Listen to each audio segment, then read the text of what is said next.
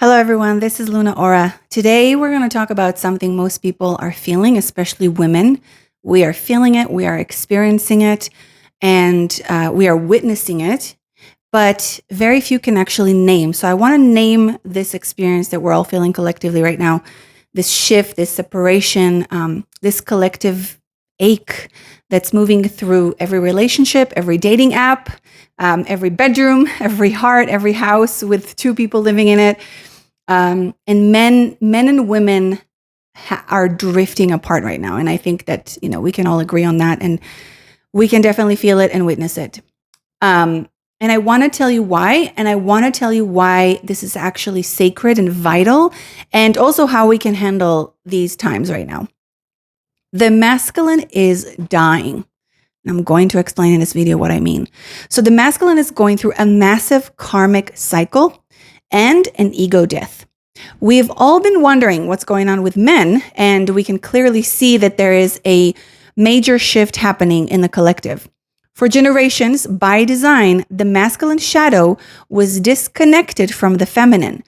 Feeling the feminine is a vital part of every man, of every human. It can never be fully severed from him, but it can be disconnected, and it has been. So men have had to use women to feel, to connect with their divine femininity, to borrow and to harness and to actually take and steal sometimes pleasure, love, and emotion instead of generating it from within, from their own, because they're disconnected from their own power of feminine power.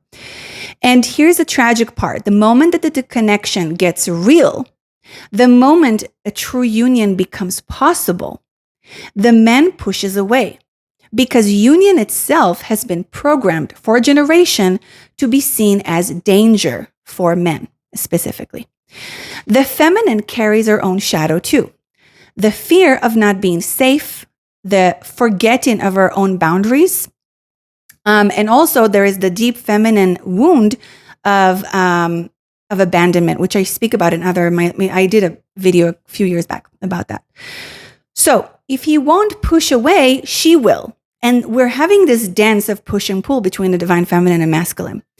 Or worse, she abandons herself in order to be loved, because love is the core essence of her essence as a feminine being. Her shadow believes that she can save him. I did a video about that too recently. That if she meets him fully enough, if she sees him fully enough, the union will finally happen.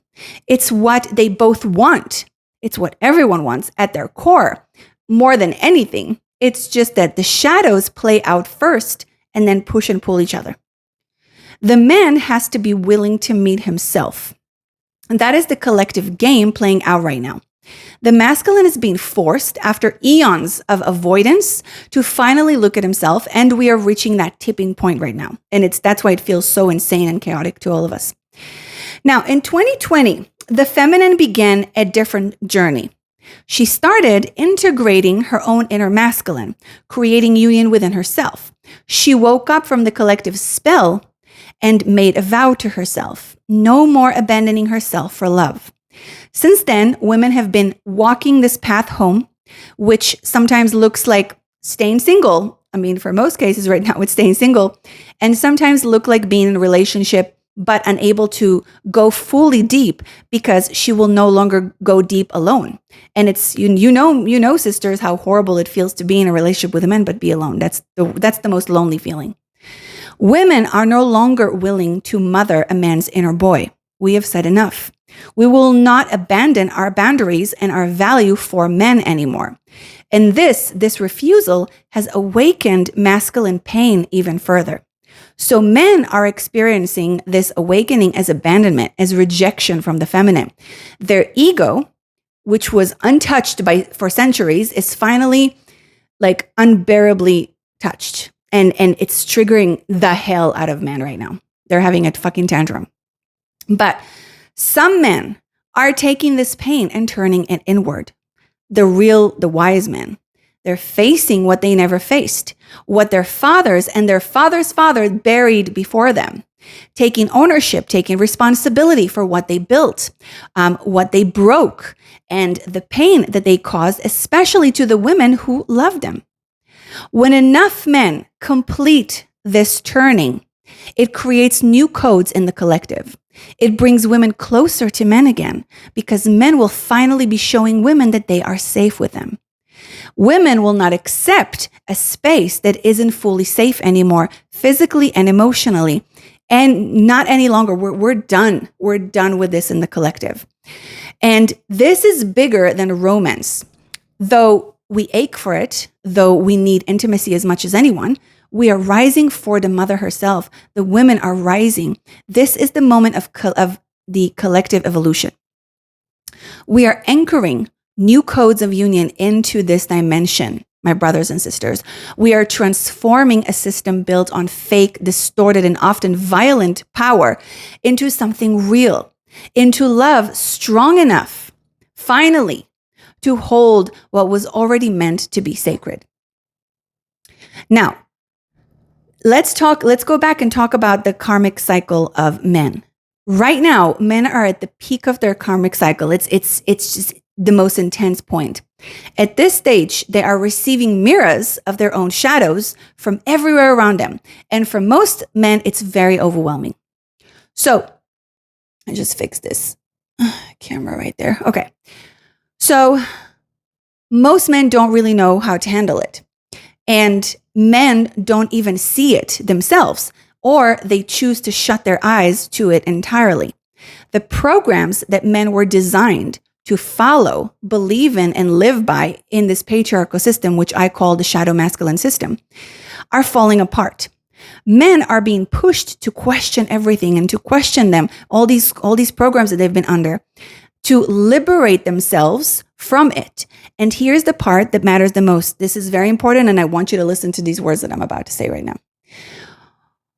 Women cannot liberate men. We cannot liberate men. They have to do it on their own. And I know that me saying that even hurts most women because we love men so much and we want them to rise with us. Even the women who feel like they fucking hate men right now and they're like just had enough and they're like, fuck you all. Deep down, you love men. And deep down, you want them to join you. But it is very difficult. And that's why I said in the last few videos too, this is a shitty time for relationships. Like we are in this weird in-between time of our evolution. So at the same time, women now we are the Western women, especially a little bit more liberated from patriarchy. We're starting to build new systems within the old one. So we're still under patriarchy, but we're starting to build new system within this old one. First, individually within ourselves, and also some of us are starting to do it collectively. We need to do our own work and allow men to rise by inspiring them with new codes and new standards. But men feel this right now mostly as stuckness, as confusion, and mainly as loneliness because they're feeling rejected. They feel rejected by women. But this is not rejection. This is a calling from the women, from feminine, to rise, my brothers. Everything you're feeling now in the collective is rejection from women. It's a calling for you to rise to your greatness. So women, we know how to see a man's potential. This is in our nature. And which, we sisters, we know it's gotten us into trouble many, many times. We are used to healing him and rescuing him. But this is vital that we do not do this right now. Men have to face these shadows and these mirrors on their own. It sucks, I know, but this is the way it is. If we help them now, if we first of all, we're going to deplete ourselves and we are going to rob them the very rising that they need. Remember, only they can liberate themselves. They actually have to do the work in order to empower themselves. And when we try to help them right now, they won't even receive it as help. They'll experience it as another rejection or like nagging or whatever, and it will make them feel even smaller and push away from you even more. When what they actually need is to find their power again. I've done this mistakes with men too. Like I'm speaking for myself as well. If we give too much to men right now, they will dismiss it. And they will become avoidant, which already on a collective, they are avoidant. They will not appreciate it because right now, all they can see are the shadows mirroring back to them that they have to face. Again, they are in their karmic cycle ending. They have to face this. The man can only see himself right now. He won't be able to receive what you offer, even if you offer it with love. He will not truly see you until he liberates himself from the realm of shadow he must walk through. And this, by the way, is also for the really, really good men who like are just devoted, just fully devoted to their women. They still have to do their karmic cycle. They're just probably going to do it a lot better, and with still being devoted to their women, which these men are rare, but they're out there. Thank goddess. Now, Carl Jung spoke of this long ago. How men project their unconscious repressed emotions and anxieties onto women through what he called the anima archetype. Instead of confronting their own inner struggles, men unconsciously attribute those feelings to women, and it shapes their perception, their projections, and even their romantic obsessions. Now, I want to talk about the evolution of humanity, because the evolution of humanity is up to women. I know, again, it sucks to hear the truth, but it is up to us again, sisters. The evolution of humanity is directly tied to women, to how we hold our power, our standards, our value, and our honor. Humanity cannot evolve without us, sisters, holding this steady. Men will not rise if we keep accepting their smallness and their breadcrumbs. We call them into their real power by finally fully embodying our own. This is how we do it. This is why women are staying celibate right now. Many women. Why many women are no longer settling for the smallness of men. Why so many of us are choosing to remain single. Not because we hate men, but because we love them enough to stop accepting their smallness.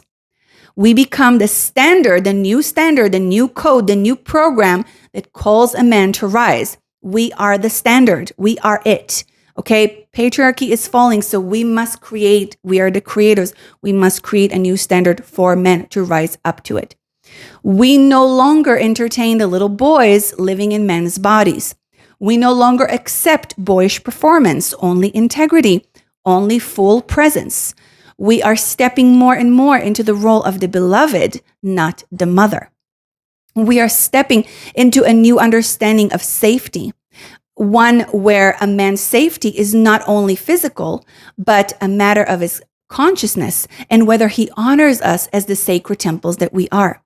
If a man chooses you as his woman, he must honor you as a sacred temple and vessel that you are for him. We only accept a man who regulates his own nervous system, who faces his shadows, who heals his generational trauma, and especially the programming he carries about how he views women. This is very important because in the patriarchy, men have been programmed to see women in a certain way. And even the really good guys, even the nice guys, you would be surprised. I work with men, what distorted shadow they have about women. I have men coming to me and say, I love women. I want to serve them. I want to love them. But when we discover their subconscious beliefs about women, it's very ugly. It's very, very ugly. So a man, we need a man who takes full responsibility. This is what we need to only accept from men right now, to take full responsibility and ownership of his shit. A man who has mastered his emotions, his projections, his reactions, who cares enough to want to become the safe space for the feminine. At this time, women are focused on our liberation, and also, which means decentering men, healing the trauma that we've carried for so long because of men. Because when women rise, everyone wins. Men will be free too, sisters. If we are free, they will be free as well. Men are moving through their own karmic cycle, their own ego death, like I said, and that is why we feel the separation between us right now. Each of us has our own work to do for the sake of our shared evolution. And by the way, if you haven't got my book yet, Sex, Magic, Evolution, what are you waiting for? It's been out for years now, and it's a very important book for the evolution of humanity. So if you haven't gotten it, Sex, Magic, Evolution, you can get it at motherisrising.com and on Amazon. The masculine has been under attack, distorted, disconnected from his own power for so long that healthy masculinity became a myth, something we only see in movies or read about in storybooks. As we move through this, it is vital that we don't fall into hating men and that men don't fall into hating women. We are in this together, and this work is for all of us. We are watching most men reveal themselves as little boys wearing men's bodies. But this was by design. The dark forces, the dark masculine forces, which I name them in all of my books. Like I talk about this for years. They have brought, they wanted men brought exactly to this point of disconnection so that we would forget what real strength looked like and what real sacred union looks like, especially. Sacred union will save the world. I've said this for 15 years now on my YouTube channel. And this is why I started this school, because I wanted to create more sacred unions in the world, because that's one of the things that the dark forces are afraid of most from a real sacred union. And so they've done everything to destroy the real sacred union. And again, go into this book. It will give you, it will open your mind. Now, and still, I believe in the power of my brothers to rise. I believe in men. I believe that men can face their inner dragons and their shadows and come home to themselves and to us. I will keep holding space for all men, even as I walk my own path as a goddess on this earth. And even as I treat myself as an embodiment of the mother, protecting my peace and my life force at all costs, because I'm still a woman too. And I must protect myself from the energy of men as they're doing this work. Their shadows are coming up. They're having, a lot of men are having tantrums right now. They're not fully integrated. And we cannot have that, because we also can't have that distraction, and we have to do our work, sisters. So women, we are men's initiators. This doesn't mean that we carry their burdens or that we become their teachers or their punching bag as well. It means that we are their inspiration and their mirror. We hold the love that we are and let it flow through us at all times.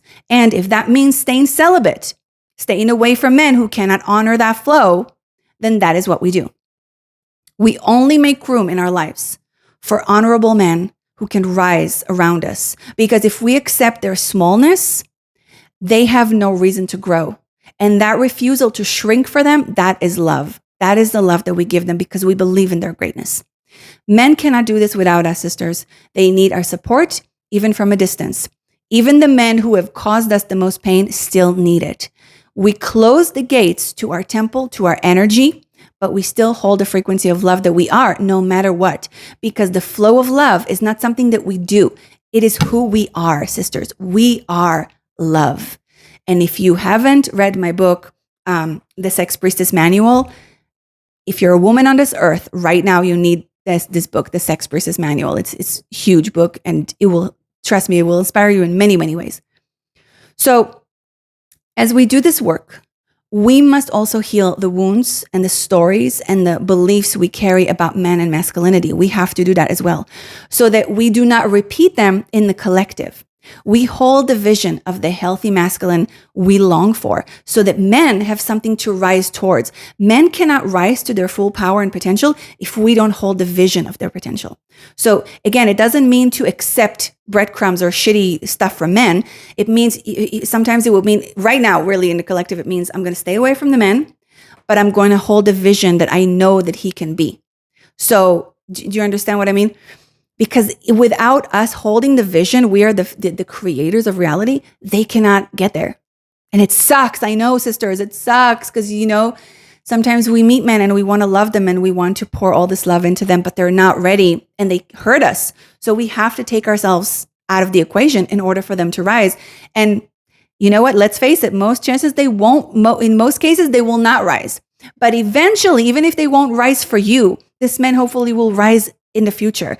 Keep holding the vision. Keep holding the vision. Like, we all have to hold the visions, and we have to see men as our brothers, not as lovers and not as potential lovers or husbands or whatever. No, as our brothers. This is why I call my work with men the true brothers, because I see them all as my brothers. And this is the way I can help them the most.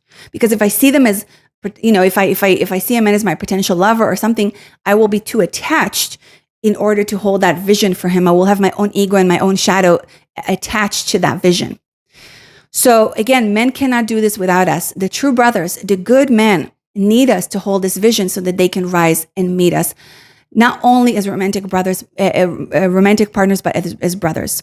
This is the work of our time. I don't even know how to explain how important this video is, and I hope you share it with someone, because I believe in us as humanity. I've had many moments in the last few years that I just gave up on humanity, but I still have hope. I believe in what we're building, and I believe in the possibility, because I know what humans are capable of, because I remember the time of the temple. And if you want to know the dimension that I come from and the temple that I come from, you can read my book, The Last Priestess. And again, go to Sex Magic Evolution. This is the basic book of the Sex Magic series, the Sex Magic School of Isis and Lilith. And and I love you all. I hope that this inspired you in some way. If it inspires you, please write me a comment. Please share and like and help me spread this work. And, get one of my books. If you love one of my books and you already got it, a review really helps me. A positive review really helps me. I am a self-published author. And so I love you all so much, and may the mother rise in all of us. Thank you.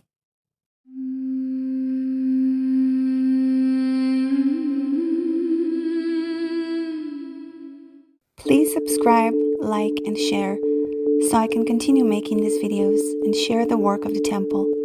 And may the goddess bless you all.